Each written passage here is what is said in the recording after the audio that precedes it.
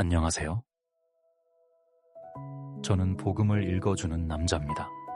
지난 시간에는 선택에 의해 완전히 다른 운명의 결과를 얻은 두 여인에 대한 묵상을 나누었었습니다. 오늘은 아무것도 없어도 기쁘고 급기야 죽음 앞에서도 결코 죽지 않은 자들에 대한 말씀을 나누려고 합니다.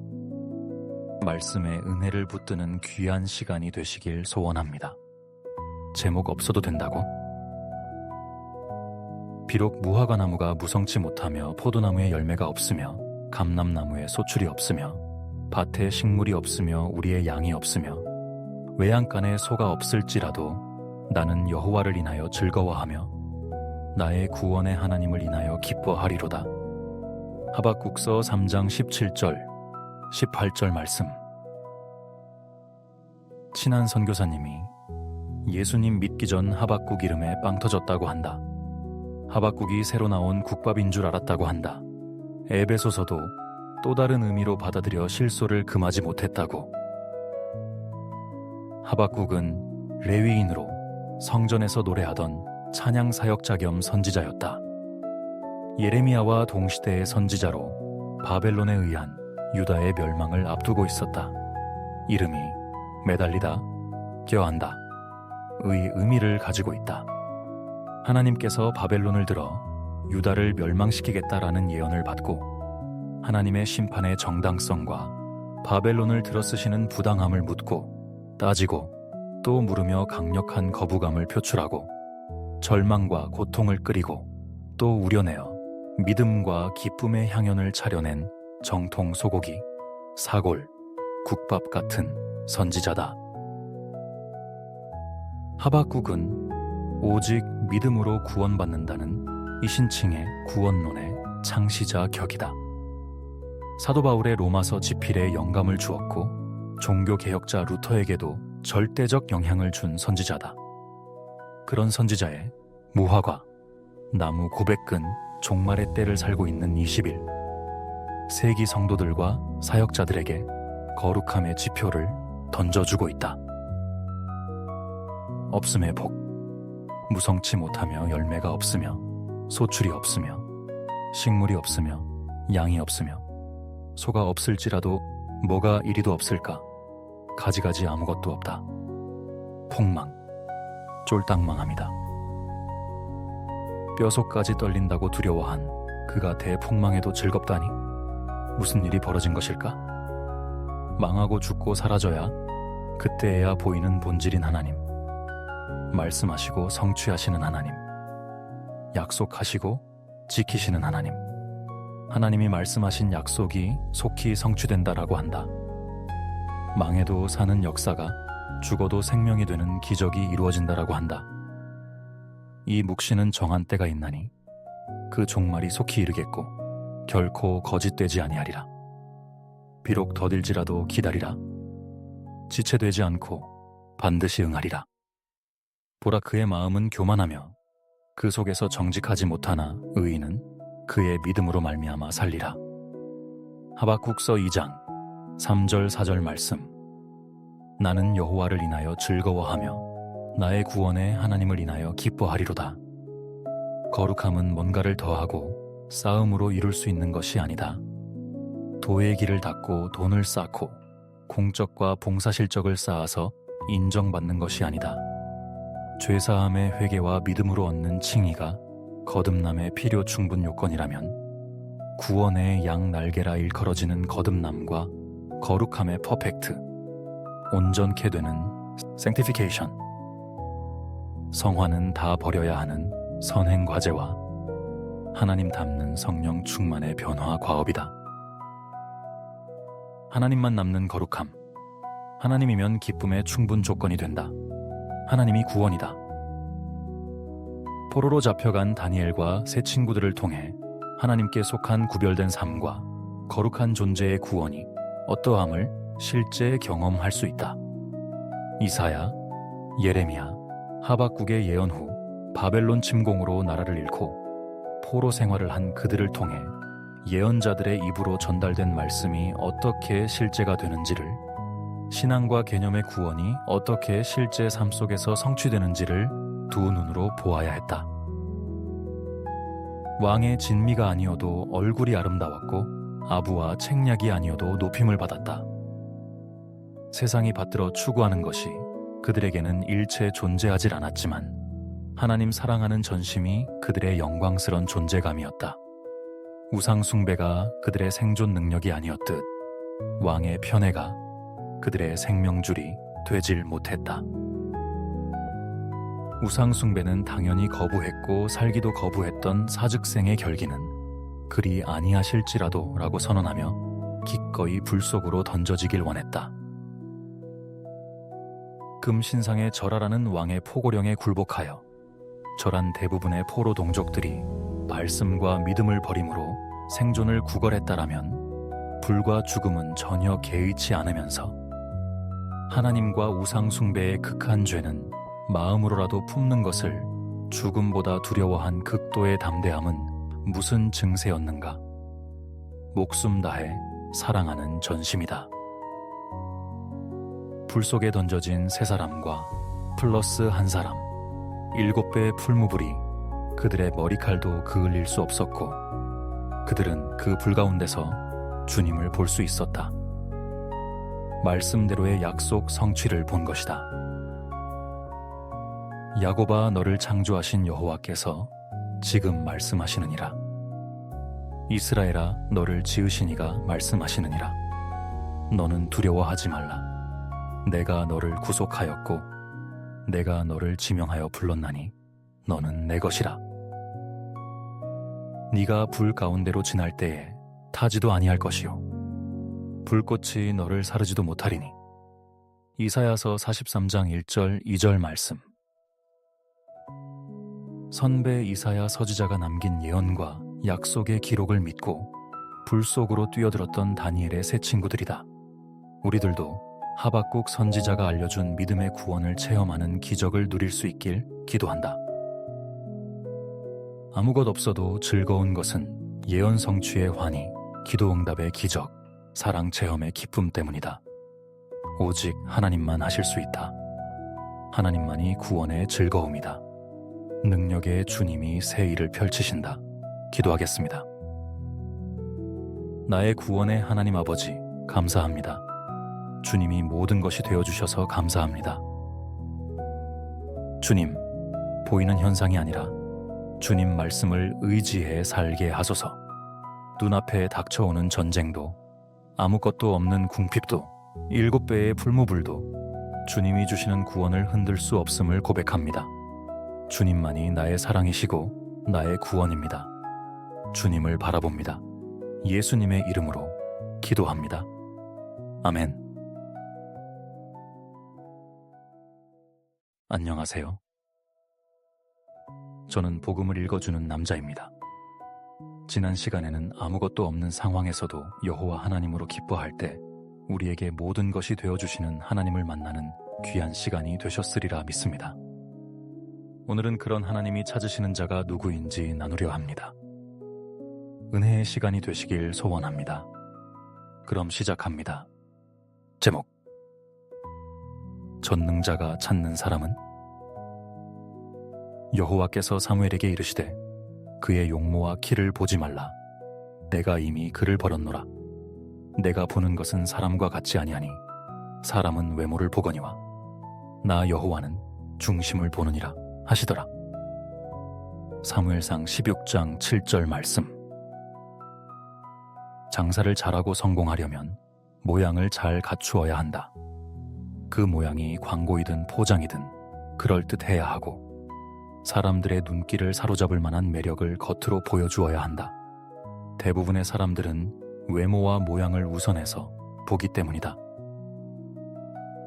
그런데 모양이 본질을 가릴 수도 있고 종말의 때의 현상들 중 하나인 능력 없이 모양만 그럴듯한 사람들이 어디에나 있을 것이니 그들에게서 돌아서라고 권고하는 사도 바울의 통찰을 위험 표지판으로 눈앞에 두어야 할 것이다.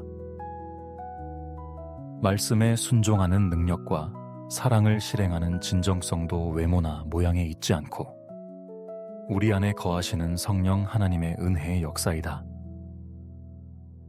하나님은 우리를 자기 형상대로 지으셨기에 그리스도의 형상을 닮아가게 고난과 연단을 충분히 주시지만 말씀으로 새로 지어진 주님 닮은 마음과 영을 간절히 찾으신다.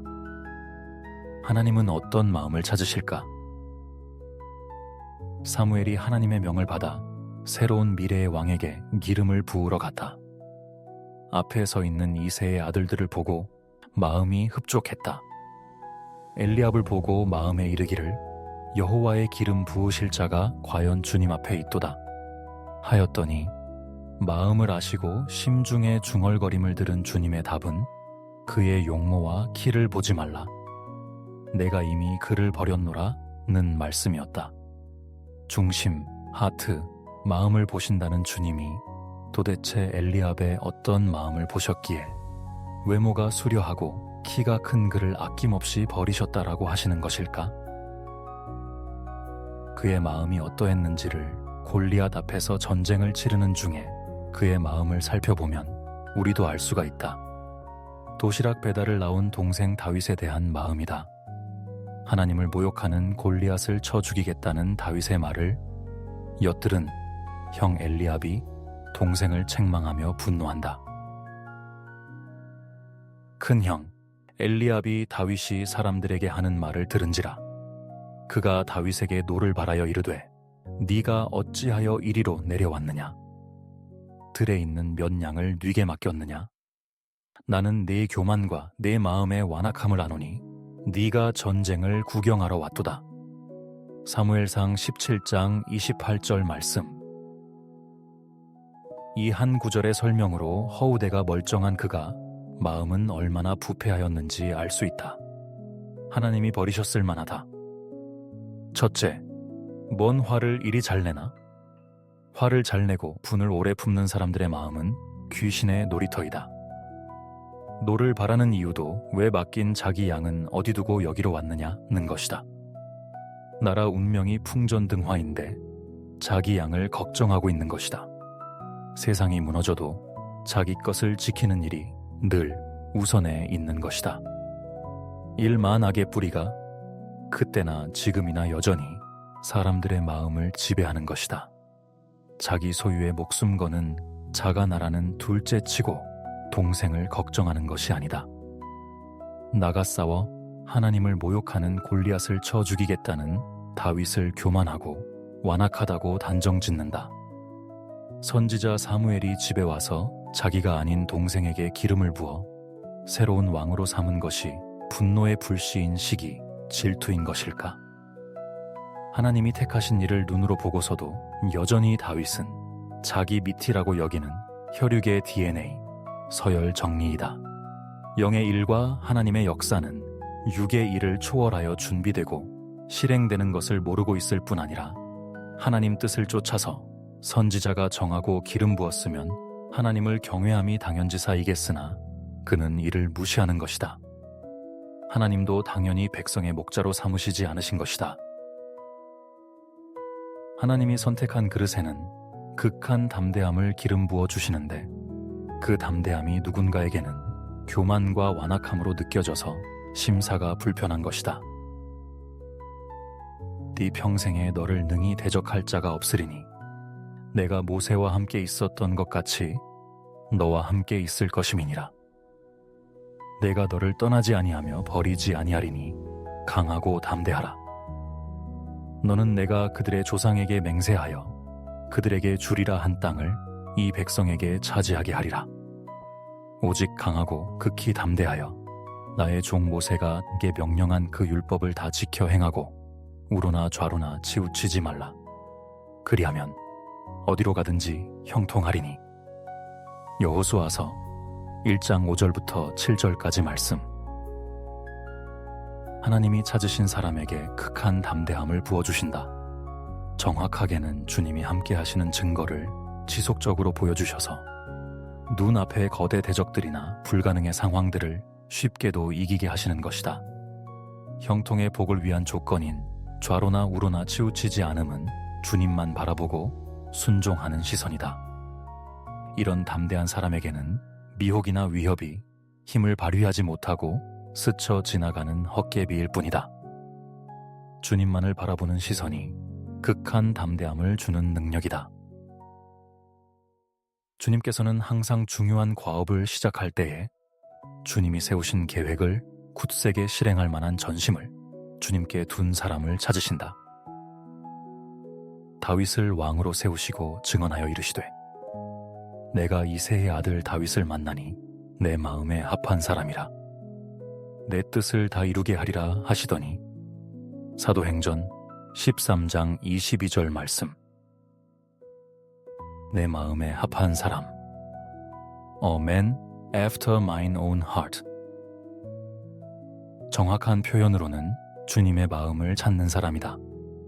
주님 마음이 어떠한지를 살펴서 그대로 순종하는 사람이다. 보이지 않는 주님의 마음을 찾으려면 주신 말씀에 마음을 두어야 한다. 그 말씀, 사랑의 마음도 풀하트. 전심이 아니면 그 누구도 주님의 말씀을 따라 움직이지를 못한다. 너무나 쉽게 눈길을 다른 것에 두고 결국은 마음도 빼앗기기 때문이다. 주님의 마음을 보물처럼 찾고 주님의 마음이 생명이고 능력이라는 사실을 투철하게 아는 마음이다. 오직 여호와의 율법을 즐거워하여 그의 율법을 주야로 묵상하는도다. 시편 1장 2절 말씀. 내가 전심으로 주를 찾았사오니 주의 계명에서 떠나지 말게 하소서. 시편 119편 10절 말씀. 모양을 보고 중요한 일을 맡길 사람을 선택하면 가라지를 고른 낭패를 당할 수 있다. 주님을 찾고 의지하는 마음을 확인하여 사람을 선택하면 그 사람의 능력을 초월하는 주님의 능력을 경험하게 될 것이다. 주님이 찾는 사람은 주님의 마음을 전심으로 찾는 사람이다. 기도하겠습니다. 사랑의 하나님, 믿는 자들의 하나님, 주님의 마음을 가진 자를 찾고 찾으시는 하나님 아버지 감사합니다. 날마다 말씀을 통하여 하나님의 마음을 아는 자들이 되게 하시고 예수 그리스도의 심장을 가진 자들로 변화시키시고 성장시켜 주시니 감사합니다. 저희를 외모로 판단하지 않으시고 사랑해 주셔서 너무나 감사드립니다.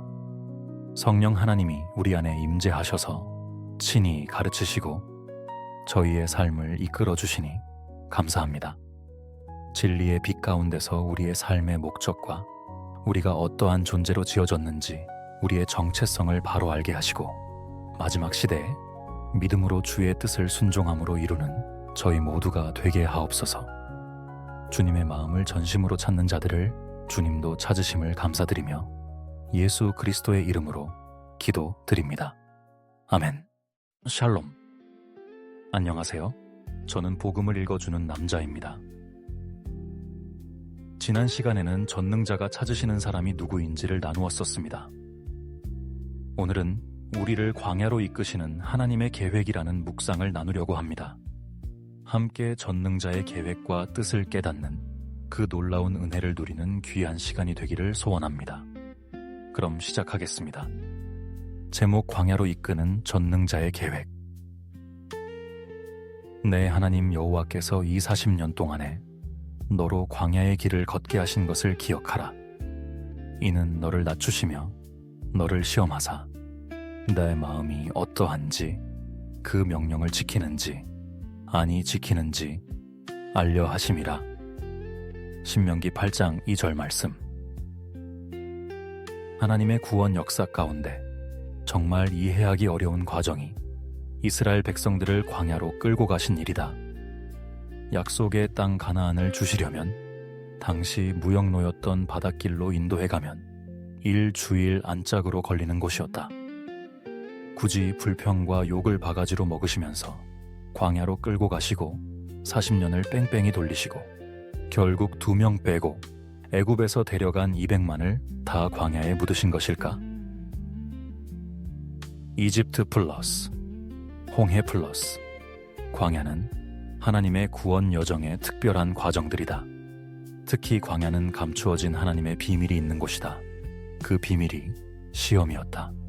40년 동안 그의 백성을 굶기지 않으신 것만으로 하나님은 진정 전능자이심을 보여주셨고 밤의 불기둥과 낮의 구름기둥은 일교차를 해결하신 온도 조절, 하나님이 그의 백성을 얼마나 사랑하시는지를 보여주시는 배려다.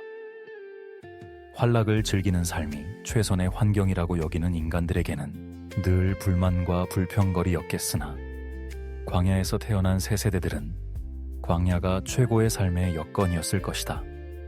매일 먹여주시고 땡볕을 막아주시지 밤의 추위를 난로를 피워 해결해 주셨다. 옷과 신발도 닳지 않게 해주셨다라고 하니 부족한 것이 무엇이고 하나님의 현존을 날마다 보여주시니 절로 감사와 예배가 드려졌을 것이다. 이집트라는 세상의 MSG 맛을 본 200만에게는 약이 되는 쓴맛이 고통이었을 듯하다. 만나는 천사들의 양식이지만 이집트의 산해진미에 입맛이 길들여진 그들에게는 40년 동안 보리밥만 먹는 듯 했을 것이다. 화려한 신전들에서 온갖 잡신들을 섬기다가 천막 속에 계시는 하나님은 우습게 보이지 않았을까? 대교회 다니던 이들이 개척교회 전도사님 보듯 자신들을 핍박하던 바로 왕과 그의 군대에 비하면 모세와 장로들은 어디 시골 이장님 같았을 것이다. 기억과 세포 속에 새겨진 이집트를 버리는 것은 불가능했다. 복음을 들은 사람은 광야로 인도받고 오직 주님만 보이는 광야를 살아내는 것이 당연하다. 여전히 마음은 애굽에 있고 세상과 우상을 섬기고 바로라는 두 주인을 섬기고 있다라면 은혜 받은 척을 하고 있거나 구원받았다는 자기 확신을 갖고 교회를 다니고 있을 뿐이다. 홍해를 건넌 사람은 광야라는 남은 일생을 살아가는 것이다. 광야를 지나는 삶은 성막에 임재하신 하나님만을 섬기며 하나님이 공급하시는 하늘밥인 만나를 먹고 하나님의 인도를 쫓아 살아가는 과정이다. 네 마음이 어떠한지 그 명령을 지키는지 지키지 않는지 알려 하심이라. 마음 상태를 확인하시려는 시험을 40년 동안 하셨다는 사실이 참으로 정확하다. 테스트에서 탈락한 자들은 모두 가차없이 광야에 묻어버렸는데 어떤 마음의 소유자들을 제끼신 것일까? 애굽을 그리워하는 마음, 여전히 남아있는 우상 숭배의 불씨, 온유한 모세를 우습게 여기고 불순종하며 반란을 꾀하는 고라의 마음, 성막을 업신여기고 애굽에서 본 거대 신전을 동경하는 마음, 주신 말씀과 율법을 지키는 척하는 마음, 하나님 사랑을 가로막는 육체에 새겨진 집요한 자기 사랑들이다. 리멤버. 광야를 기억하라는 것은 애굽을 그리워하며 돌아가기를 열망했던 세상에 둔 헛된 사랑을 버리라는 경고이다. 생존에 필요한 어느 것 하나 부족함이 없이 하나님이 돌보시고 참 주가 되심을 리얼하게 보여주어도 화려한 신전과 기름진 땅 고센을 품고 애착한 부패한 심령이 하나님 사랑을 가로막았던 위험을 기억해야 한다. 하나님의 약속이 아니라 자신들의 소유를 구원으로 여겼던 짧은 안목의 불신앙을 버려야 한다라는 경고이다. 하나님은 모든 인생의 마음을 시험하신다. 새롭게 광야에서 태어나든지 여호수아 갈렙처럼 시험을 통과하여 렘넌트, 남는 자가 되지 못하면 결코 약속의 땅에 들어가지 못한다. 다윗도 광야 13년을 통해 나컨제라는 주님이 기뻐하시는 예배를 발견하고 절대 의존을 주님께 두는 사랑을 습득했다. 예수님도 광야 시험을 통해서 진정한 하나님 되심을 나타내 보이셨다. 도시의 잔존물이 전무한 광야는 최적의 환경과 조건을 갖추고 있다. 오직 하나님만 바라볼 수 있게 만들고 하나님이 거룩함과 능력 있으신 존재감을 리얼하게 나타내 보일 수 있는 구별된 곳이다. 종 노릇하는 애굽이 아니라 주님만 보이는 광야를 살아내므로 거듭남과 거룩함이라는 구원 증명을 얻는 축복을 누리자 기도하겠습니다. 사랑과 자비의 하나님, 때로는 너무나 엄격하신 심판의 하나님, 감사할 수 없는 상황 가운데서 감사를 이끌어내시고 처절하고 절망적인 심령 가운데서 진정한 하늘의 기쁨과 평강을 맛보게 하시는 하나님, 감사드립니다. 잘못된 길을 갈 때 훈육과 매로 자녀의 인생을 바로 잡으시는 아버지, 간절함으로 아버지를 찾는 자들에게 외면치 않으시고 그 곁에 함께 해주시는 아버지, 감사합니다. 광야 가운데서 아무것도 없게 하시고 주님만 바라보라고 극한 환경 가운데 두실 때에는 그저 힘들다고 원망만 했었습니다. 그러나 시간이 지나고 당신과 함께 인생의 길을 걷는 지금은 왜 그리하셨는지를 저희의 성장된 모습과 내면의 상태를 보며 알게 되었고 비로소 진정한 감사를 드리게 되었습니다. 지금도 광야에서 이 과정을 겪고 있는 당신의 아들, 딸들이 말씀을 통해서 위로와 격려를 받고 인내함으로 잘 통과하기를 간절히 기도합니다. 우리의 의지가 되시고 도움이 되시는 주님을 만나기를 기도합니다. 나의 힘이 되신 여호와여, 우리가 주를 사랑하나이다. 예수님의 거룩하신 이름으로 기도합니다. 아멘.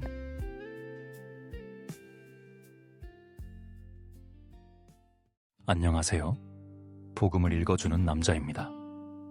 지난 시간에는 광야로 이끄는 전능자의 계획을 나누었습니다. 오늘은 썩어질 것으로 영원한 것을 살 수 있는가에 대한 묵상을 나누려고 합니다. 부패하여 사라질 것들을 영원한 것과 바꿀 수만 있다면 얼마나 좋을까요? 말씀을 통해 놀라운 비밀을 알기를 소원합니다. 시작하겠습니다. 제목: 썩어질 것으로 영원한 것을. 너희 안에 착한 일을 시작하신 이가 그리스도 예수의 날까지 이루실 줄을 우리는 확신하노라. 빌립보서 1장 6절 말씀. 주님이 신실하다는 믿음을 가지고 선교사의 삶을 기쁘게 살고 있다. 주님의 신실하심은 이를 온전히 이루시는 능력을 가지고 계신다는 의미이기도 하다. 신실하신 주님이 나의 의지고 힘이다. 아무것 없는 나의 믿는 구석이다. 시작하신 분이 주님이시면 이루시는 분도 주님이심을 믿는다. 주님이 말씀하시고 명하셔서 시작한 일은 어지간해서는 포기를 하지 않는다. 말로 선포된 예언과 믿음의 기도는 반드시 이루어질 것을 기대하면서 모든 힘과 자원을 쏟아붓는다. 사람도 주님이 만들어주신 관계와 잃어버린 양이라는 증명이 있으면 그 한 영혼을 위해 전력을 다한다. 20년, 30년을 위해서 기도하고 말씀을 전한다. 내가 사는 이유이기도 하지만 주님이 왜 잃어버린 한 마리 양을 찾기 위해 나머지를 남겨두고 찾으시는지를 알기 때문이다. 보배롭고 존귀한 프레셔스 앤 어너러블, 사랑하는 이에게 마음을 두는 것이 당연하다. 한 영혼을 얻기 위해 나머지를 다 버리는 일, 밭에서 발견한 보물을 얻기 위해 모든 소유를 팔아서 밭을 사는 지혜, 내가 분별하고 선택하는 가치들이 하늘에 속한 것들이고 주님이 예비해서 주시는 가장 좋은 것들이라면 더욱더 투철한 구별과 더욱더 높은 기준을 붙들어야 한다. 종종 사람들이 나의 메시지와 삶의 방식에 비웃음과 분노를 표하는 이들이 있다. 왜 네가 할 수 없는 일들을 전달하고 성경 그대로 고지식하게 믿고 초월적인 가치와 기준을 그리 단순하게 말하냐는 것이다. 어떤 이는 성경에 기록된 기적들이 선교 사역 중 일어났던 이야기를 하면 의구심을 갖는다. 중풍병자가 2번이나 치유받고 말기암이 사라지고 귀신들이 떠나간 이적들, 약속하신 말씀대로 100배로 받는 축복들이다. 나는 내가 할 수 있는 것들과 이룰 수 있는 것들이 그리 놀랄 것들이 아님을 수도 없이 많이 경험했다. 그래서 주님이 해주실 놀라운 일들을 기대하고 누구도 할 수 없는 것들, 주님이 준비해 주시는 기가 막히는 것들을 열망한다. 한때는 거지 나사로의 구원에 감동되어 스스로 주인되어 사는 부자의 삶보다는 주님이 구원해준 거지 나사로가 훨씬 나아 보여 두 아들들에게 진지하게 거지가 되자 고도 제안했었다. 아들들이 별로 좋아하지를 않아서 대안으로 찾은 것이 기부자의 삶을 사는 것이었다. 좋은 것은 남주기 위해 구하고 돈 벌고 부자 되는 일은 기부자로 살기 위한 것 외에 다른 목적을 갖지 않는 것이다. 치어풀 기버. 구원받은 증명으로 우리가 지불할 대가는 사랑이다. 내 수준의 사랑이 아니라 주님이 말씀하신 사랑의 수준이다. 생명을 주님께 드리는 사역도 내 사랑으로는 불가능한 일이고 소유를 주님께 드리는 헌신도 내 의지로는 불가능한 일이다. 주님이 주님의 마음으로 뜨거운 사랑을 부어주셔야 가능해지는 기적이다. 잃어버린 한 마리 양을 되찾는 구원, 한 영혼이 주님께 돌아오고 자기의 주인 노릇을 포기하고 예수님을 주인으로 모시고 사는 거룩함의 여정도 성령님이 이루시는 기적의 역사이다. 영원한 것을 사는 일이다. 사람도 지속될 사랑을 사야 하고 주님 안에서 영원성을 유지할 목숨보다 귀한 친구를 얻어야 한다. 생을 넘어 동행할 친구, 좋은 것을 아낌없이 나눌 친구, 선한 싸움을 함께 싸울 전우, 그가 잃은 양이라면 다윗처럼 싸워서 찾아와야 할 것이다. 복음을 사는 것도 영원한 것을 사는 일이다. 복음 전도를 위한 선교 헌신이 그것이다. 예수께서 이르시되 내가 진실로 너희에게 이르노니 나와 복음을 위하여 집이나 형제나 자매나 어머니나 아버지나 자식이나 전토를 벌인 자는 현세에 있어 집과 형제와 자매와 어머니와 자식과 전토를 100배나 받되 박해를 겸하여 받고 내세에 영생을 받지 못할 자가 없느니라. 마가복음 10장 29절 30절 말씀. 마가복음을 쓴 마가는 자기의 기록대로 부자 어머니가 물려준 집과 어머니 그리고 목숨도 주를 위해 복음을 위해 버렸다. 그 열매가 역사 속 수많은 구원받은 영혼들이고 이집트 곱틱 교회이고 모카탐이다. 3일 밤낮을 말에 끌려다니며 그의 모든 피가 알렉산드리아에 뿌려졌었다. 썩어질 것으로 영원한 것을 사는 지혜로운 투자이자 오직 뜨거운 사랑을 받은 자가 누리는 축복이다. 오직 소망을 천국 시민권에 두는 기쁨이다. 그러나 우리의 시민권은 하늘에 있는지라 거기로부터 구원하는 자 곧 주 예수 그리스도를 기다리노니 그는 만물을 자기에게 복종하게 하실 수 있는 자의 역사로 우리 낮은 몸을 자기 영광의 몸의 형체와 같이 변하게 하시리라. 빌립보서 3장 20절 21절 말씀. 썩어질 것으로 영원한 것, 영광스런 것을 사자. 전국 시민권과 영광의 몸이 그것이다. 전국의 시민권은 오직 예수님을 주인으로 섬기며 모든 주권을 주님께 돌려드린 믿음의 사람에게 주어지는 특권이다. 우리의 100년 인생 중 쓸 수 있는 후패해지는 몸은 천국 시민권을 인정받은 자만 영광의 몸으로 변화되는 첫째 부활에 참여하게 되어 천국의 유니폼을 입는 것이다. 우리의 낮은 몸은 타락한 몸, 심히 나쁜 상태의 몸을 의미한다. 타락하여 죽어지고 썩어질 몸이고 하나님을 볼 수도 스스로 알 수도 없으며 흙과 대지 없이 존재하기 불가능한 나무같이 물 없이는 생존 불가능한 물고기같이 하나님의 은혜 없이 존재 가치가 없는 인간의 연약함과 무력함을 뜻한다. 쇠해지고 더럽혀지고 썩어질 몸인 것이다. 하늘에 감추인 보배, 썩지 않고 더럽지 않고 쇠하지 않을 보배가 주님이 예비하신 영광스러운 몸이고 면류관이다. 천국 시민권과 함께 믿음의 사람이 받게 될 영생의 몸이다. 주님을 쫓은 자가 누리게 될 영광이다. 사랑을 대가로 지불하자. 우리는 형제를 사랑함으로 사망에서 옮겨 생명으로 들어간 줄을 알거니와 사랑하지 아니하는 자는 사망에 머물러 있느니라. 자녀들아, 우리가 말과 혀로만 사랑하지 말고 행함과 진실함으로 하자.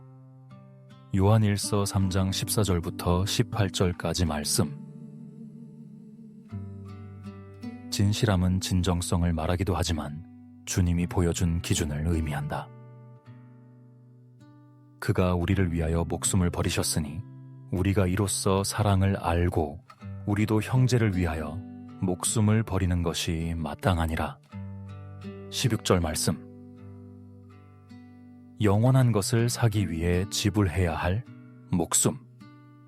왜 요한 사도는 목숨을 하나밖에 없는 생명, 라이프, 단수로 쓰지 않고 라이브스, 복수로 쓴 것일까? 목숨 같은 것, 목숨같이 소중한 것들이 여럿 있음을 말한다. 목숨 같은 것들을 대가로 지불해야 한다. 그래야 영원한 친구를 얻고 복음 전도의 능력으로 얻을 수 있다.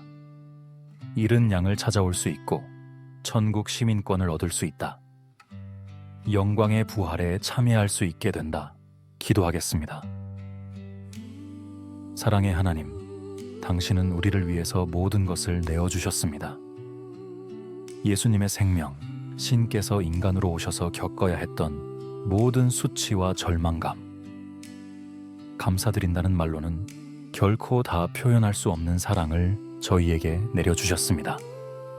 그런데 저희는 결국은 썩어질 것들을 붙들고 영원한 것과 바꾸려 하지도 않고 함께 썩어져 버릴 길을 선택하며 살아갑니다. 너무 죄송합니다. 그런 저희를 안타깝게 여기셔서 오늘도 말씀을 통해 알려주심을 감사드립니다.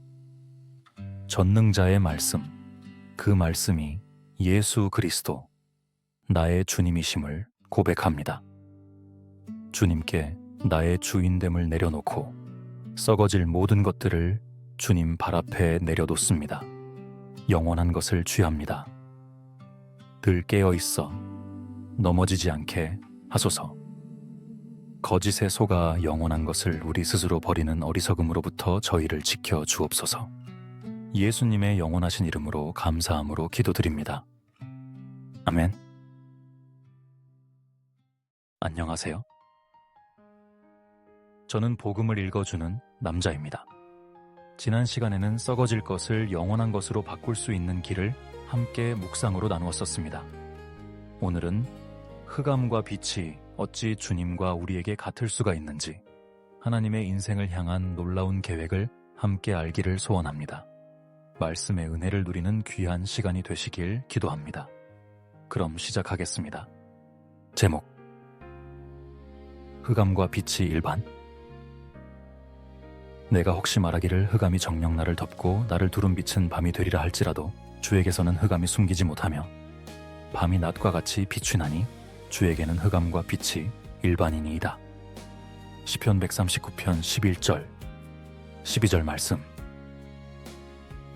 시편 139편은 다윗 왕이 가장 어두운 때를 보내며 쓴 시로 광야 13년의 도망자 생활보다 눈앞이 깜깜했던 시기다.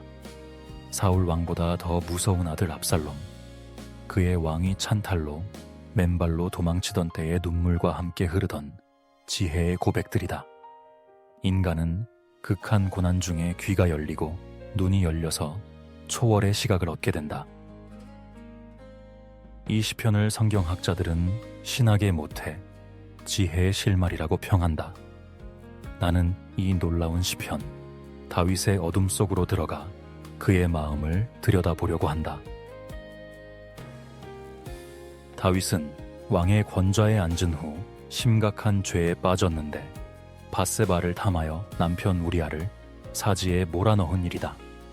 선지자 나단의 책망으로 깊은 눈물의 회개를 하였으나 그 이후 솔로몬의 출생으로 차기 왕위 결정에 형제 간 심각한 다툼이 일어나 형제가 형제를 죽이는 참극도 벌어지고 압살롬의 반란을 겪어야 했다.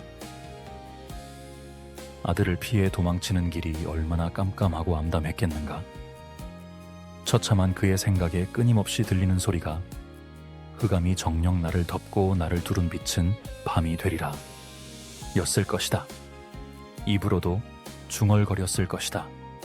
내가 처한 상황은 흑암이고 나를 두른 빛은 하나님의 은혜인데 그 은혜가 밤이 되어 어두워지고 있다라는 고백이다. 도망치는 참담한 밤길에서도 하나님을 바라보는 소망이 소멸되지 않고 고개를 들어 주를 바라본다. 주에게서는 흑암이 숨기지 못하며 밤이 낮과 같이 비추나니 내게 임한 흑암, 아들의 반란이 주님에게 숨기우지 못한다는 희망, 주님이 모든 것을 보고 살피신다는 초월 시각을 그도 갖고 있는 것이다. 우리가 이런 흑암의 상황에 처했다면 1차원적인 대응은 오로지 나 중심, 끊임없이 내 안위를 살피고 살 길을 찾아 헤맬 것이다.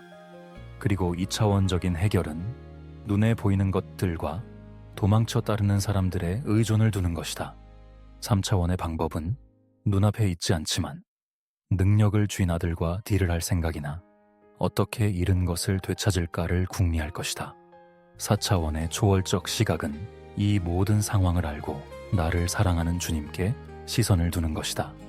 그 주님에게는 밤이 낮과 같이 비추인다는 흑암이 결코 사실과 존재를 가리우지 못한다는 실제를 보는 통찰이다. 초월의 시각. 주에게는 흑암과 빛이 일반이라. The darkness and the light are both alike to you. 어둡고 깜깜한 상황들이 주님께는 밝히 보이고 빛과 동일한 실제라는 고백이다. 흑암과 빛이 다르지 않고 같다. 내 눈에만 깜깜한 현실이다. 그래서 우리는 보이는 현상이 아니라 눈을 감고 주님의 음성을 들어야 한다. 흑암의 상황 속 실제를 보지 못하면 보지 못하는 내 무능력이 문제지 하나님에게는 전혀 문제가 되지 않고 밤이 되지 않는다는 소망이다. 빛이 필요한 것은 시력에 의존해 보이는 것을 기준과 목표로 두고 살아야 하는 인간의 한계일 뿐이다. 믿음은 바라는 것들의 실상이고 보지 못하는 것들의 증거라고 하지 않나? 볼 수 있는 능력보다 차원 높은 능력은 믿음이다. 초월의 시각. 우리들 삶의 여정에서 닥치는 흑암이 하나님께는 눈을 가리는 밤이 아니다. 우리도 하나님께 믿음을 두고 그분의 시각으로 흑암의 상황을 볼 수 있다면 주님이 준비하신 특별한 사랑을 볼 수 있다. 스페셜한 감추어둔 축복. 주님이 예비하신 동행과 뜨거운 사랑의 회복을 찾아가자. 흑암을 왜 주시는 것일까?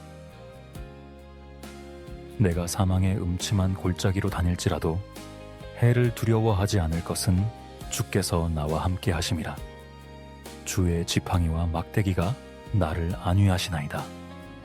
시편 23편 4절 말씀. 다윗은 도망치는 길이 조금은 익숙했을 것이다. 13년 동안 해보지 않았나? 어두운 길을 뛰어다닐 수도 있다. 그의 마음속 밝은 빛은 이전 추억이다. 도망자 시절의 주님의 온전한 사랑과 자신의 절절한 사랑, 잊었던 첫사랑이 다시 빛으로 찾아온 밝은 대낮 같은 현실이다. 인간은 벌어지는 상황들을 지극히 감정적이고 감각적으로 받아들인다. 그래서 실제와 실존을 희미한 상태로 분명치 않게 파악하고 절대적 기준을 삼는다. 끊임없는 오해와 착각이다. 얼마나 쉽게 거짓의 덫에 사로잡히는지 자신도 모른다. 우리는 흑암의 상황만 보기에 눈이 어두워진다. 눈을 감으면 모든 것이 깜깜한 밤이다. 주님의 빛 되심과 목자 되심을 믿는 이들만 그 어둠 속에서 주님의 음성을 듣는다. 밝은 대낮에는 주님을 느낄 수 없다. 본래 눈에 보이지 않는 실체이시지만 우리는 눈 뜨고는 늘 주님을 느끼지 못하고 보이는 것들에 헛눈이 팔리고 주님의 음성도 듣지 않는다. 눈을 감고 기도할 때나 주님을 찾는다. 눈 뜨고 대낮을 즐기고 있을 때에 흑암이 주어지는 것은 이제는 나를 찾고 내 음성에 귀를 기울이라는 주님의 손짓이다. 내가 사망의 음침한 골짜기로 다닌다 해도 해를 두려워하지 않는 이유는 주께서 나와 함께 하시기 때문이다. 주의 지팡이와 막대기가 나를 안위하신다. 어두운 골짜기를 갈 때에야 비로소 주님이 곁에 계시는 실제를 체험한다. 기도 가운데 주님을 바라보자.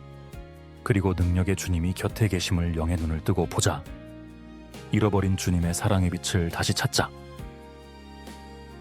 지금 깜깜한 길을 걷고 있다면 주님의 음성을 듣고 더듬어서라도 가까이 가자. 주의 지팡이를 붙잡자. 목자의 손에 들린 막대기가 나의 능력이 된다. 기도 응답의 기적을 누리자. 기도하겠습니다.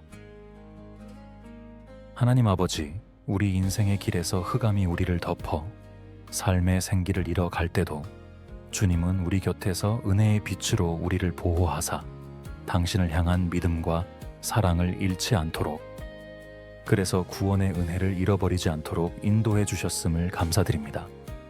어둠 가운데서 빛은 더 찬란하듯이 우리 인생의 어둠 가운데 우리가 주님을 밝히 알 수 있도록 빛으로 찾아와 주셨습니다. 그리고 우리를 빛의 자녀라고 불러주셨습니다. 고난도, 어두움도, 세상의 그 어떤 것으로도 우리를 주님으로부터, 결코 그 사랑으로부터 끊어낼 수 없음을 예수님의 이름으로 선포하며 기도합니다. 아멘. 안녕하세요. 저는 복음을 읽어주는 남자입니다. 지난 시간에는 흑암과 빛이 일반이라는 일반적이지 않은 말씀을 나누었습니다. 오늘은 자기 뜻이 최고라 믿고 우기다가 주님께 혼인한 한 사람의 이야기를 나눌까 합니다. 한 치 앞밖에 모르는 우리와 별로 다를 바 없는 한 사람의 이야기입니다. 말씀의 은혜를 누리시길 소원합니다. 그럼 시작하겠습니다. 제목, 주여 내 뜻대로 하옵소서. 베드로가 예수를 붙들고 항변하여 이르되, 주여 그리마옵소서. 이 일이 결코 주께 미치지 아니하리이다. 마태복음 16장 22절 말씀. 천당과 지옥을, 열탕과 냉탕을 왔다 갔다 하는 상황이 베드로에게 일어났다. 너희는 나를 누구라 하느냐? 라는 예수님의 물음에 주는 그리스도시요 하나님의 아들입니다. 라고 고백하여 대단한 약속을 받게 되는 그가 예수님께서 고난받고 죽임을 당한 후 부활하실 것을 말씀하시자 베드로가 예수님을 따로 끌고 가 비난하며 항변하였다. 이러시면 어떡합니까? 주여 그리 마십시오. 그런 일이 결코 주께 미치지 아니하리이다. 그럴듯하지 않은가? 호위무사처럼 그러시면 안 됩니다. 피하시든지 내가 막겠습니다. 라고 나서는 것이다. 예수님의 대답은 대노와 책망이었다. 사탄아, 내 뒤로 물러가라. 너는 나를 넘어지게 하는 자로다. 네가 하나님의 일을 생각지 아니하고 도리어 사람의 일을 생각하는도다. 온유하신 예수님이 불같이 화를 내시며 책망을 하신 일이 손에 꼽을 정도로 적은데 자기를 지켜주겠다라는 수제자에게 일이 버럭하실 일인가?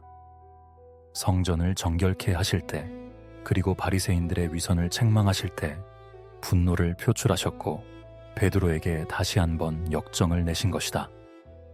그 분노의 강도만 따지면 이번이 가장 심한 욕을 하신 것이다. 인간 타락과 연기 죽은 사망의 문제를 해결하시려는 하나님의 구원 계획, 아브라함과 이삭의 순종으로 확인하신 독생자 아들 예수를 대속의 제물로 예비하신 하나님의 지극 사랑의 플랜이다. 예수님이 인간의 죄 문제를 해결하시려고 이 세상에 오신 것이고 하나님 아버지의 대속 플랜을 이루어드리기 위해 이렇게 순종의 의지를 말씀하시자마자 곁에 있던 베드로가 충성의 결의가 지나친 강력한 방해를 하고 있는 것이다. 주님의 말씀도 엄청나지만 주님이 행하시는 기적들이 난생 처음 본 것들이다. 예수님과 함께 다니면 대단한 세력을 얻을 뿐만 아니라 그의 나라에서 오른팔, 왼팔 최소 영의정, 총리인데 주인 되신 분이 고난받고 죽으신다니 자기 계획과 꿈이 사라지는 것 아닌가? 배도 팔고 생업도 접고 주님과 운명을 같이 하고 있는데 이 양반이 갑자기 이상한 소리를 한다. 그리마옵소서. 내가 앞장서서 당신을 지킬 것이고 결코 죽게 놔두지 않을 것입니다. 합리적이고 합당한 요구이다. 과히 오른팔다운 결기이다. 그런데 엉뚱하게 주님이 대노를 하신다. 좀 전에 했던 고백과 칭찬이 무색하다. 벌어놓은 전 재산, 말 한마디로 모두 탕진한 셈이다. 베드로의 열심과 결의가 주님이 어렵게 꺼내놓은 대속의 십자가를 지는 고난과 죽음에 대한 계획을 비난하듯이 말리며 설득을 하고 있기 때문이다. 너는 나를 걸려 넘어지게 하는 자로다. 네가 하나님의 일은 생각하지 않고 도리어 사람의 일을 생각하는도다. 어찌 이럴 수 있는가? 주님을 넘어지게 하고 하나님의 일에 차질이 생기게 하는 짓, 마귀짓이다. 어린 예수님을 헤롯을 충동하여 살해하려 했고 광야에서 시험하던 사탄의 일이다. 십자가에 달린 예수님에게 소리 지르며 네가 메시아이거든 십자가에서 내려오라고 군중들을 부추기던 마귀짓이다. 아버지 뜻대로, 말씀대로가 아니라 내 뜻대로 좋아 보이는 내 계획과 의지가 거침없이 행해지는 길, 넘어지게 하는 짓이 된다. 베드로의 놀라운 고백은 하나님이 주신 선물이었다. 그런 고백을 했던 입이 잠시 후 마귀에게 쓰임받는 것이 참으로 아이러니하다. 우리의 고백이 하나님의 선물이라면 주님의 선물인 성령의 능력도 받아야 주신 말씀을 이해하고 순종하며 주님을 따를 수 있게 된다. 주님이 불같은 책망을 하신 후 제자들에게 자신을 따르려면 자기를 부인하고 자기 십자가를 지고 나를 따르라 고 요구하시며 목숨을 잃어야 한다라고 못을 박으신다. 주님과 함께 한다라고, 주님과 깊은 관계가 있다라고, 주님의 제자라는 직분과 그룹 안에 있다는 명분만으로 주님을 따르는 사랑이 충분하지 않다는 기준을 알려주신 것이다. 하나님이 알게 하신 고백만으로는 진정성이 충분하지 않다는 것이다. 내가 고난을 받고 십자가에 달려 죽는 것이 하나님 아버지의 구원 계획이다. 어린 양의 피의 제사, 대속의 구원이다. 아버지 뜻에 순종해서 내가 십자가에 달려 죽어야 하는 것과 같이 너희도 나를 사랑해서 따라오려면 동일하게 십자가를 지고 목숨을 잃는 것이 합당하고 진정성 있는 것이다 라고 설명해 주시는 것이다. 너의 구원을 위해 나의 목숨을 바치라는 것이 아니라 내가 너를 위해 생명을 버리니 너도 나를 사랑한다면 나처럼 하라는 뜻이다. 사랑의 진정성은 말의 고백으로 끝나면 안 된다. 성령의 능력으로 십자가를 지고 주님이 하신 것처럼 하는 대가가 요구된다. 믿음의 진정성도 고백의 진정성도 사랑의 신실함과 능력도 주님에게 인정받아야 한다. 하나님이 말씀이시다. 고백의 진정성, 사랑의 진정성, 말씀대로 되는 것이 구원의 증거다. 자기 확신은 자신을 넘어지게 한다. 말씀으로 약속으로 예언으로 보이신 주님의 계획은 온전히 이루어질 것이다. 말씀에 어긋나 넘어지게 하는 장애가 되거나 하나님의 일이 아닌 사람의 일, 자기 일에만 집착하는 육의 일을 벗어버리자. 뜨거운 사랑으로 주님을 따라가자. 아버지의 뜻대로 주님처럼 순종하자. 기도하겠습니다. 하나님 아버지, 베드로의 모습을 보며 우리의 모습을 보게 됩니다. 가장 좋은 것을 가장 안 좋은 포장으로 우리에게 주셔서 끊임없이 가르쳐 주시고 1차원, 2차원적 인생이 아닌 주님 닮은 자들로 삼으시려는 주님. 겉모양만 보고 판단하여 실망하고 하나님의 깊으신 뜻보다 내 뜻을 내세우며 내 생각이 옳다고 믿으며 오늘을 그렇게 살았습니다. 우리 안에 영을 다시 살려주셔서 주님의 임재 속에 살아서 놀라우신 당신의 뜻이 이루어질 때까지 인내하며 감사하며 살 수 있기를 소원합니다. 우리를 보며 마음 아프실 주님, 저희들의 모습이 부끄럽습니다. 주님의 사랑의 힘으로 다시 일어서겠습니다. 실망하지 않고 가장 좋은 것을 붙들겠습니다. 오늘도 살아 역사하시는 우리의 사랑이신 예수님의 이름으로 기도드립니다. 아멘. 안녕하세요. 저는 복음을 읽어주는 남자입니다. 만약 여러분이 복권에 당첨된다면 어떨까요? 장밋빛 인생을 꿈꾸며 행복하게 살아갈까요? 그런데 안타깝게도 통계에 따르면 복권 당첨자의 3분의 1은 몇 년도 지나지 못하고 파산하고 탕진해버리고 오히려 이전 삶보다 더 못한 삶으로 추락해버린다고 합니다. 우리를 사랑하시는 하나님은 우리를 축복하기 원하십니다. 그러나 쉽게 주어지는 축복은 진정한 축복이 아니고 결코 우리에게 행복을 가져다 줄 수 없는 것을 잘 아시기에 주시는 축복이 진정한 축복이 되도록 먼저 우리를 연단하시는 것입니다. 오늘 나눌 말씀을 통해서 하나님의 마음과 계획을 깨닫는 시간이 되시길 소원합니다. 그럼 시작하겠습니다. 제목: 풍부한 곳에 들이시는 사랑. 그는 우리 영혼을 살려두시고 우리의 실족함을 허락하지 아니하시는 주시로다. 하나님이여, 주께서 우리를 시험하시되 우리를 단련하시기를 은을 단련함같이 하셨으며 우리를 끌어 그물에 걸리게 하시며 어려운 짐을 우리 허리에 메어 두셨으며 사람들이 우리 머리를 타고 가게 하셨나이다.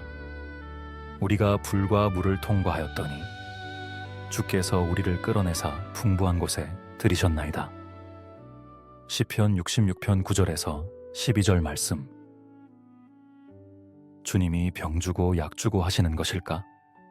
온갖 어려움을 주시며 시험을 주시는데 실족함은 허락지 않으신다라고 하신다.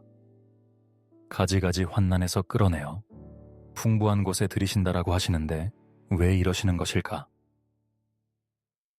연단 때문이다.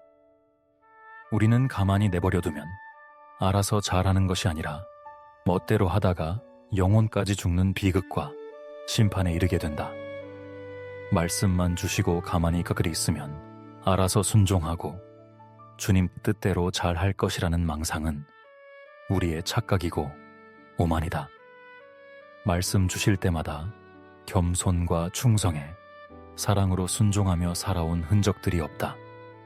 우리 속에 조상으로부터 물려받은 헛눈 파는 찢기들이 가득하고 세상으로부터 소리 없이 들어온 누룩들이 가득하기 때문이다.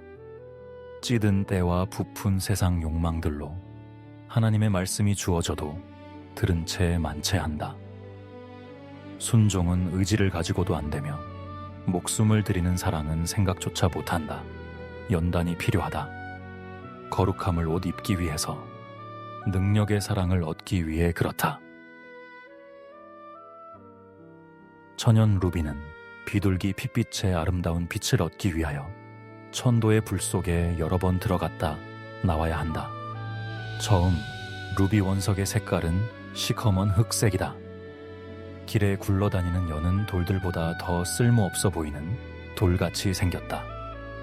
그 동물의 배설물 같은 돌이 불 속에 들어갈 때마다 색깔이 변화된다. 가지고 있던 불순물들이 제거되기 때문이다. 맑고 진한 붉은 색을 드러내며 존귀한 가치를 얻게 되는 것이다. 주께서 우리를 시험하시되 우리를 단련하시기를 은을 단련함 같이 하셨으며 우리의 믿음과 사랑의 순도를 그리고 천국 소망을 단련하시기 위해서 불 속에 던지시고 꺼내시기를 반복하신다. 고통과 궁핍, 슬픔과 절망, 멸시와 천대, 인내와 겸손을 지속적으로 겪게 하셔서 의존을 하나님께만 두게 하시고 소망을 영원한 천국에 두게 하신다.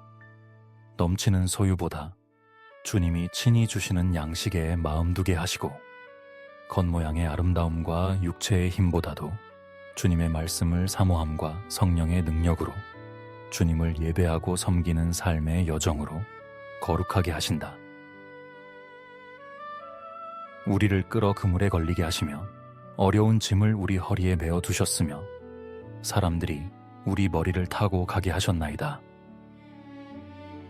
이유를 알 수 없는 어려움과 견디기 힘든 무거운 짐들, 그리고 오만하고 거짓된 무리들의 머리를 짓누르는 발길질들이 쉴만 하면 찾아온다. 그러나 그때마다 영혼의 자유와 무거운 짐을 대신 지어주는 은혜, 원수들을 물리치심과 손잡고 걸으시는 주님의 권능의 손길을 경험케 하신다. 우리가 불과 물을 통과하였더니 주께서 우리를 끌어내사 풍부한 곳에 들이셨나이다. 불과 물을 통과해야 주님의 완벽한 구원을 경험하고 예비해 두신 놀라운 축복을 누릴 만한 사랑의 능력을 갖추게 되고 하늘의 영원한 상속을 얻게 된다. 야곱아, 너를 창조하신 여호와께서 지금 말씀하시느니라. 이스라엘아, 너를 지으신 이가 말씀하시느니라. 너는 두려워하지 말라. 내가 너를 구속하였고 내가 너를 지명하여 불렀나니 너는 내 것이라. 네가 물 가운데로 지날 때에 내가 너와 함께 할 것이라. 강을 건널 때에 물이 너를 침몰하지 못할 것이며 네가 불 가운데로 지날 때에 타지도 아니할 것이요 불꽃이 너를 사르지도 못하리니. 이사야서 43장 1절 2절 말씀. 견딜 수 없는 고난과 위험이 없으면 곁에 함께 계시는 주님을 경험할 기회도 없다. 눈물을 쏟으며 내가 주인이 아니고 해결자가 아닌 것을 통감하는 상황 속에 처해지지 않으면 우리는 주님이 함께 계시는데도 눈길도 주지 않고 마음도 소모하지 않는다. 주님이 함께 동거하는 사실을 인지하지 않고 주목하지 않으면 예수님이 나의 주인이 아닌 것이다. 히브리서 12장 4절에서 6절 말씀에 나오듯이 피 흘리게 때리시는 징계가 없으면 하나님이 아버지가 아닌 것이다. 기쁨의 순종이 없으면 주님이 행하시는 기적을 결코 볼 수가 없다. 연단 없이 구원받았다는 증거를 얻을 수 없고 거룩함 없이 하나님 나라를 구경도 할 수 없다. 능력의 주님께서 우리의 실족함을 허락지 않으시고 주님 닮은 거룩함을 이루시고 영광의 구원 과정을 친히 이루신다. 기도하겠습니다. 주님, 주의 말씀을 통해 하나님 아버지의 뜻을 깨닫게 하시니 감사합니다. 이 연단의 여정을 잘 통과해서 저희를 위해 예비해 두신 풍부한 곳에 이르도록 인도하여 주시옵소서. 주신 축복을 사랑으로 나누는 저희가 되겠습니다. 순종으로 주님의 마음을 기쁘시게 해드리는 저희가 되도록 인도하여 주시옵소서. 감사와 찬양을 드리며 예수님의 이름으로 기도합니다. 아멘. 안녕하세요. 저는 복음을 읽어주는 남자입니다. 지난 시간에는 풍부한 곳에 들이시는 사랑이라는 묵상을 나누었습니다. 오늘은 38년의 오랜 기다림 끝에 찾아오신 예수님을 만나게 된 한 남자의 이야기를 나누려고 합니다. 말씀의 은혜를 누리시길 소원합니다. 그럼 시작하겠습니다. 제목: 베데스다 연못에서 38년. 거기 38배 된 병자가 있더라. 요한복음 5장 5절 말씀. 오랜 세월 동안 뭔가를 지속하고 있다는 것은 그 일이 중요한 일이고 성취 가능성이 있다는 것을 의미한다. 그리고 끈질기게 포기를 모르는 인내의 사람에게 주님이 찾아오신다. 어머니는 예수 믿는다고 모진 핍박을 베푼 고모들과 할머니를 전도하는데 40년을 쓰셨다. 98세를 사신 할머니가 돌아가시기 3개월 전에 너 때문에 예수 믿는다 하시며 모아둔 저승길 노잣돈을 어머니에게 주시며 이제 이 돈 필요 없다라고 말씀하셨다. 할머니가 남긴 어머니에 대한 칭찬도 아버지가 전해준다. 딸들은 뭘 사와도 싼 것만 사오는데 애미는 늘 비싸고 좋은 것, 과일도 크고 맛있는 것만 사다 주더라. 라고 말씀하셨단다. 예수님이 명절이어서 예루살렘에 올라오셨다. 명절에는 15만에서 20만 명의 유대인들이 몰려들고 특히 치유의 기적이 일어나는 베데스다 연못 주변에는 엄청난 인파와 병자들이 몰려들었을 것이다.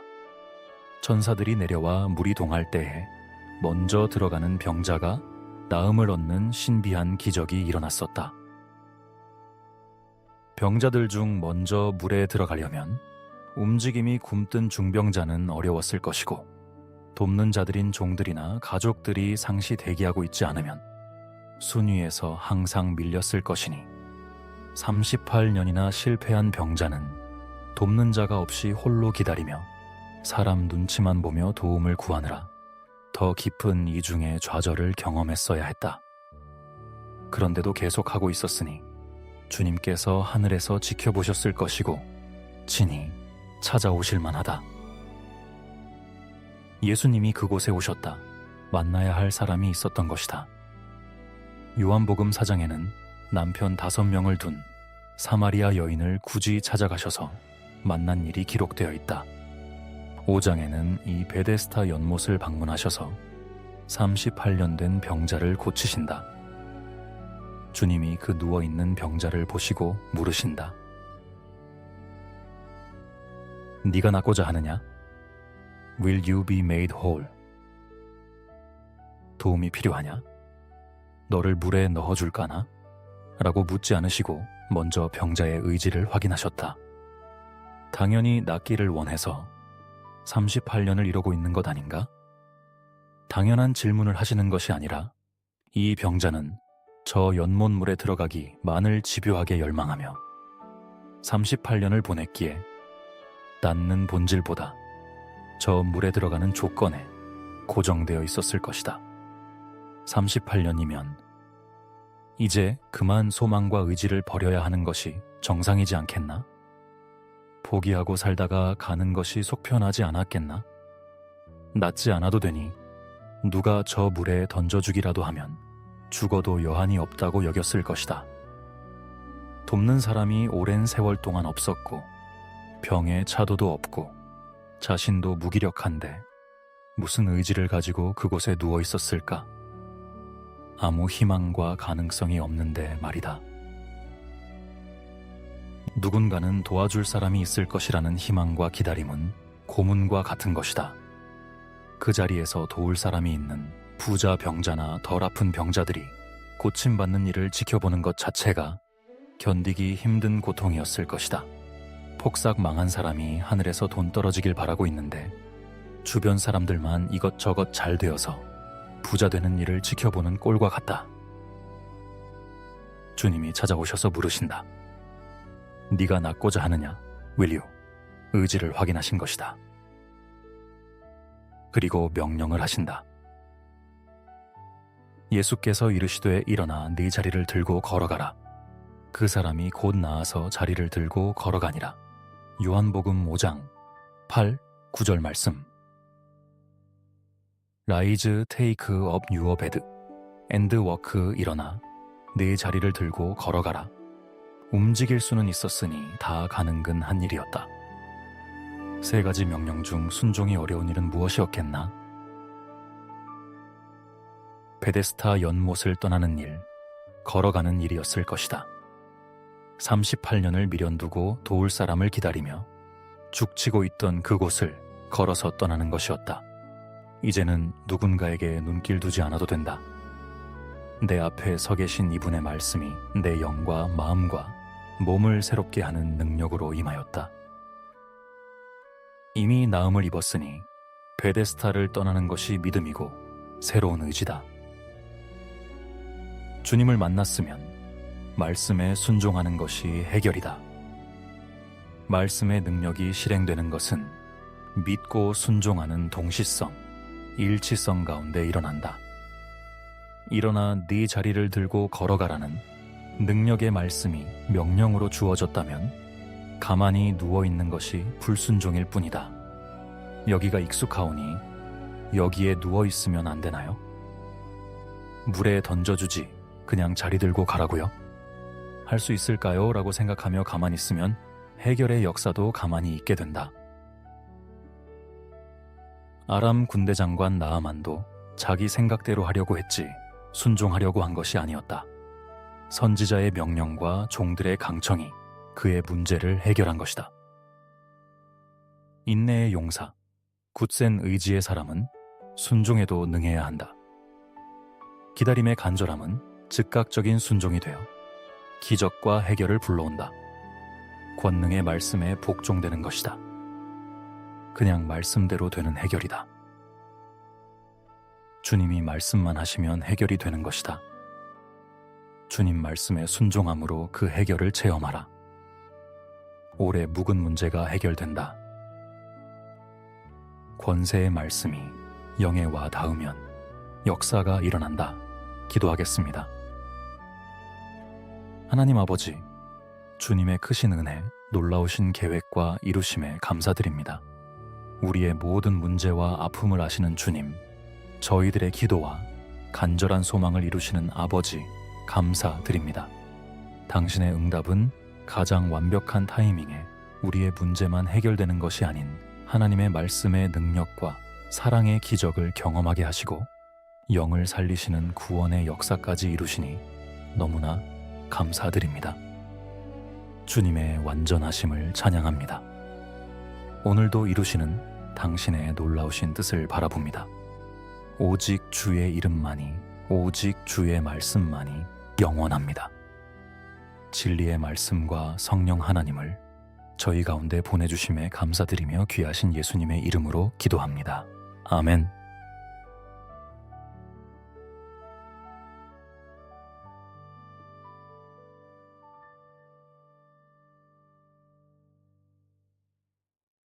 안녕하세요.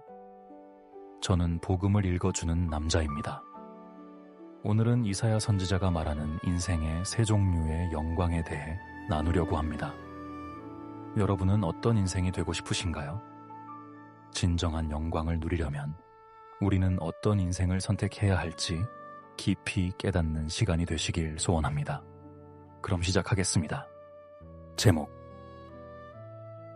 풀의 꽃을 투기할 것인가? 행악자를 인하여 불평하여 하지 말며 불의를 행하는 자를 투기하지 말지어다. 저희는 풀과 같이 속히 배임을 볼 것이며 푸른 채소같이 쇠잔할 것이미로다. 시편 37편 1절 2절 말씀. 잘되는 일도 사람도 일시적이라면 마음 두고 부러워할 것이 아니다. 천하 제일 미모도 한때이고 엄청난 재벌급의 사업과 부를 일구어도 외롭게 생을 마감하는 인물들이 많다. 꽃을 피워도 풀의 영광이라면 그리도 그것을 열망하며 추구할 일이 아니다. 뭔가 다른 영광과 바라볼 초월의 가치가 있으면 좋겠다. 풀보다 오래갈 가치, 푸른 채소보다 나은 생명력. 막내 아들이 한국말이 서툴러서 설교할 때 식물인간을 야채인간으로 표현한 일이 있었다. 야채 인생은 식물인간의 상태와 유사하다. 외부 도구에 의존해 연명되는 삶이다. 하나님의 은혜가 주어지고 거듭난 새로운 존재가 되고 하늘 능력이 은사로 주어지면 완전히 다른 존재감을 가지고 살게 된다. 성령님이 동행하는 사람은 마음의 질도 변화되며 관계와 공동체의 구성도 달라지게 되고 달려갈 길과 살아야 할 시간의 경계도 초월적 영역이 된다. 이런 초월의 존재감을 이사야 선지자는 독수리로 표현해 놓았다. 오직 여호와를 앙망하는 자는 새 힘을 얻으리니 독수리의 날개치며 올라감 같을 것이요. 이사야서 40장 31절 말씀. 풀들을 메뚜기들이 먹고 지배하는데 이사야 선지자가 인생의 세 종류를 말하며 풀과 메뚜기 떼 그리고 독수리를 언급하며 설명한다. 모든 육체는 풀이요 그 모든 아름다움은 들의 꽃 같으니 풀은 마르고 꽃은 시들문 여호와의 기운이 그 위에 불미라. 이사야서 40장 6절 7절 말씀. 그는 땅 위 궁창에 앉으시나니 땅의 거민들은 메뚜기 같으니라. 귀인들을 패하시며 세상의 사사들을 헛되게 하시나니. 이사야서 40장 22절 23절 말씀. 자기 인생을 120년으로 한정한다면 그는 풀과 같은 삶을 스스로 인정하고 선택하는 것이다. 풀의 꽃 같은 영광은 스스로의 노력으로 한평생 먹고 살 충분한 재산을 모아 가지고 있고 그럴듯한 자기 집도 소유하고 있다면 풀의 꽃을 피운 것이다. 좀 더 자유롭고 높은 수준의 귀인 같은 삶을 열망하고 이루었거나 한 평생을 넘어 자손 몇 대가 누릴 부를 일구었거나 큰 세력의 떼거리를 형성한 재벌 그룹이나 중동 왕족의 세습 권력들이 메뚜기 영광을 누리는 것이다. 그들은 자유롭게 날아다니는 메뚜기가 될 수 있겠지만 늘 피곤한 관리 과업에 성공해야 하는 과제에 지쳐갈 것이며 독수리의 하늘 비상 같은 구원의 영광은 꿈도 꿀 수 없는 일이다. 땅의 존재의 근거를 둔 풀들에게 절대 한계는 하나님의 기운이다. 그 기운은 하나님의 영, 스피릿을 일컫는데 하나님의 영이 불어오면 풀들이 시든다고 한다. 성령을 이길 수 없는 인간 영의 나약함과 보잘것없음을 나타낸다. 자기가 인생의 주인 같으나 한낱 피조물일 뿐이다.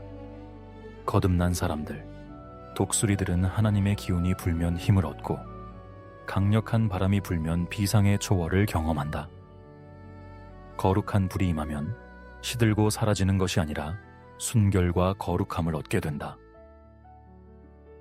세력이라는 떼거리에 힘의 원천을 둔 메뚜기는 늘 그 떼거리를 이루기 위해 팍닥거린다. 매력과 영향력을 갖추기 위해 분주하고 능력과 세력을 얻기 위해 집착하며 경쟁에서 이기기 위해 수단과 방법을 가리지 않는다. 풀들을 초토화시키는 권세로 자기 영광을 삼는다. 그러나 그들도 독수리 앞에서는 밥의 존재감으로 절망할 것이다. 하늘의 삶의 터전을 둔 독수리들에게 땅에 있는 것들은 그들의 열망이 될 수 없다. 오직 여호와를 앙망하는 자는 새 힘을 얻으리니 독수리의 날개치며 올라감 같을 것이요. Wait upon the Lord. 주님을 기다리며 섬기는 자. 독수리들은 왜 주님을 섬기는 것일까? 자기들이 주인이 아님을 알기 때문이다. 스스로 주인 된 자들은 주님을 기다리지도 섬기지도 않는다. 자기 몸도 자기의 것, 시간도 자기의 것, 소유도 자기의 것, 자식도 자기의 것, 구원도 자기 노력으로 얻을 수 있다라고 믿는 것이다. 그래서 늘 자기 뜻대로 자기 힘과 능력으로 살려고 하는 것이다. 심해지면 멋대로 사는 것이다. 거듭난 새 사람은 이미 예수와 함께 십자가에 달려 죽은 사람이다. 주인 노릇도 죽었고 육신의 자랑도 세상 자랑도 죽었다. 위의 것을 생각하고 땅의 것을 생각지 말라. 이는 너희가 죽었고 너희 생명이 그리스도와 함께 하나님 안에 감추었음이니라. 골로사에서 3장 2절 3절 말씀. 주와 함께 죽은 사람은 영은 다시 살아나 성령님과의 사귐으로 새 힘을 얻어 비상을 한다. 구원의 최종 프로세스인 부활과 들림이 이에 해당하는 은혜이다. 주님을 새 주인으로 섬기며 기다리는 자가 성령님이 가져오시는 새 힘을 얻는다. 볼지어다 내가 내 아버지의 약속하신 것을 너희에게 보내리니 너희는 위로부터 능력을 입히울 때까지 이 성에 유하라 하시니라. 누가복음 24장 49절 말씀. 주님이 보내주시는 성령을 받지 못하고 하늘 능력을 입히우지 않으면 독수리가 될 수 없다. 그저 잘 살아야 풀의 꽃의 영광이고 대박 성공을 이루어도 메뚜기다. 발버둥을 쳐도 파닥거림으로 끝난다. 독수리의 비상이 없으면 주님을 다시 볼 수 없을 것이며 천국은 구경조차 할 수 없이 버려지게 된다. 주님이 계시는 새 예루살렘 성의 거주민도 결코 될 수가 없고 주님 보좌에 함께 앉을 수도 없다. 나는 잠시 잠깐의 풀의 꽃의 영광을 거절한다. 더욱이 메뚜기의 파닥거림은 독수리의 멋과 비교 불가이다. 능력자에게 어울리는 옷이 아니다. 우리 생명이신 그리스도께서 나타나실 그때에 너희도 그와 함께 영광 중에 나타나리라. 새 사람을 입었으니 이는 자기를 창조하신 자의 형상을 좇아 지식에까지 새롭게 하심을 받는 자니라. 골로사에서 3장 4절, 10절 말씀. 악인들은 풀같이 자라고 악을 행하는 자들은 다 흥광할지라도 영원히 멸망하리이다. 여호와여 주는 영원토록 지존하시니이다. 시편 92편 7절 8절 말씀 기도하겠습니다. 사랑하는 주님, 풀의 꽃의 영광이나 메뚜기 같은 세력에 소망 두지 않고 살기를 원합니다. 주님의 은혜와 성령의 능력으로 변화되는 독수리가 되기를 간절히 열망합니다. 주님을 기다리는 자로 살기를 날마다 잃어버리지 않게 해주십시오. 예수님의 이름으로 기도합니다. 아멘.